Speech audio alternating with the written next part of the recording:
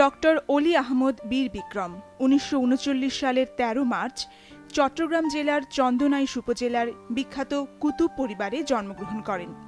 পিতা মরহুম আমানত সফা এবং মাতা মরহুমা বদরুন্নেসা। অলি আহমদ ১৯৫৭ সালে নিজ উপজেলার গাছবাড়িয়া এনজি উচ্চ বিদ্যালয় থেকে তার মধ্যে রয়েছে অসাধারণ জ্ঞান, প্রজ্ঞা এবং নিজেকে উন্নত করার অতৃপ্ত প্রয়াস।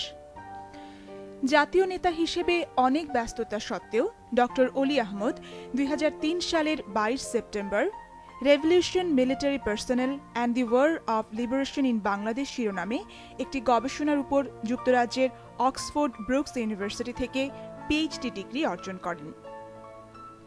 এলএলবি অধ্যয়নের সময় তিনি পাকিস্তান আর্মি একাডেমিতে যোগ দেন এবং ১৯৬৫ সালে কমিশন লাভ করেন।